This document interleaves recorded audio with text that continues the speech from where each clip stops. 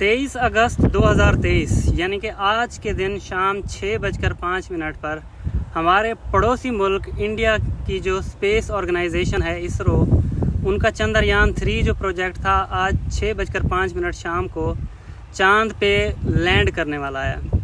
अब इसमें क्या ख़ास बात है और इसकी इतनी ज़्यादा अहमियत क्यों है कि इंडिया आखिर चांद पे जाने के लिए इतना क्यों बेताब हो रहा है और क्यों इस बात के पीछे पड़े हुए हैं वो लोग कि चांद पे कदम रखना ही रखना है। 2 मिशन ऑलरेडी उनके फेल हो चुके हैं। चांद पे लैंड करने से पहले चंद्रयान 1 और चंद्रयान जो 2 था वो पहले ही ब्लास्ट होके टूट फूट का शिकार हो गया था, लेकिन उसके बावजूद वो लोग लगे हुए हैं और चंद्रयान 3 आज जो है वो होपफुली कि उनके लिए लैंड कर जाए, क्योंकि इतनी मेहनत है उनकी तो ये उनकी सक्सेस उनको मिल जाए। तो आखिर ऐसा क्या है, आज हम आपको बताएंगे कि ये क्यों इतना ज़्यादा इम्पोर्टेंट है उनके लिए कि उन्हें चांद पे कदम रखना है।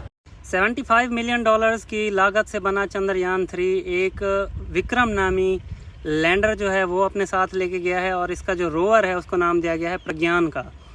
तो $75 मिलियन से बना ये चंद्रयान 3 14 जुलाई 2023 को जो है ना लॉन्च किया गया था और आज के दिन यानी 23 अगस्त 2023 को 6:05 की जो एक्सपेक्टेड इसरो की ऑफिशियल जो वेबसाइट है वहाँ पे इसकी लैंडिंग का मून के ऊपर टाइम दिया गया है।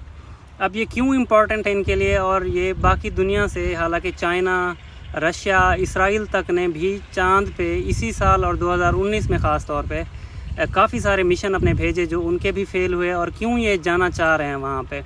तो सबसे पहले तो ये है कि बाकी जो दुनिया है वो चांद पे जाके जो एक्सप्लोर कर रही है, वो जो आपको वाइट वाला पोर्शन चांद का यहीं से नीचे से ज़मीन से हमें नज़र आता है। एक तो डार्क पैचेस होते हैं जो जिनको हम चांद के ऊपर गड्ढे भी कहते हैं। तो इंडिया वाले उन्हीं जो तो जो इंडियंस हैं वो जो चांद के ऊपर हमें डार्क पैचेस नज़र आते हैं या काले जो गड्ढे होते हैं उसी साइड को चांद की एक्सप्लोर करना चाह रहे हैं। और इनका जो मेन मिशन है या मेन जो चंद्रयान 3 का रोवर जो वहाँ पे एनालाइज करेगा वो होगी चांद की जो, यानी कि आप ज़मीन कह लें या उसकी जो मिट्टी है या जो पत्थर है वहाँ पे जो कुछ भी है, तो उसकी थर्मल एक तो प्रॉपर्टीज़ हो गई और दूसरा सिस्मिक एक्टिविटीज़ जो वहाँ पे हो रही हैं कि कितना ज़्यादा जो है ना शिद्दत के ज़लज़ले आते हैं, नहीं आते हैं, या उसकी कौन कौन सी ऐसी प्रॉपर्टीज़ वहाँ पे पाई जाती हैं। तो ये बहुत ही इंपॉर्टेंट चीज़ें हैं और ये ऐसा इंडिया क्यों करना चाहता है। ऑफ कोर्स अब दुनिया की 5वीं वो जो बड़ी इकॉनमी है बन चुके हैं, तो दुनिया को कुछ दिखाना भी है कि उनके पास कुछ है।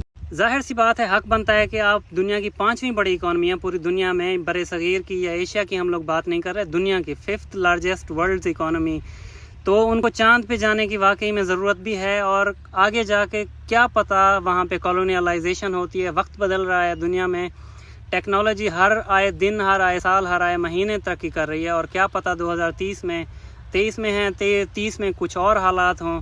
तो हमारे यहाँ क्या होता है, हमें स्कूल्स में, यूनिवर्सिटीज़ में, हमारे कॉलेजेस में हमें सिलेबस के नाम पे सिर्फ किताबें पढ़ाई जाती हैं। हमारे कॉलेजेस में अभी तक, स्कूल्स में वही तोता और मीना की कहानी पढ़ाई जा रही है। हमारे कॉलेजेस में अभी तक वो मिस्टर चिप्स की घिसे पिटे जो नॉवेल्स हैं हमें वो पढ़ाए जाते हैं। हमारे कॉलेजेस और स्कूल्स में बायोलॉजी की लैब्स के अंदर यकीन माने सिंपल माइक्रोस्कोप के अलावा कुछ नहीं रखा होता। फिज़िक्स की लैब्स के अंदर आप लोग जाएं तो वर्नियर्स, कैलिपर्स और माइक्रोमीटर, स्क्रू गेज के अलावा आपको कुछ नज़र नहीं आएगा।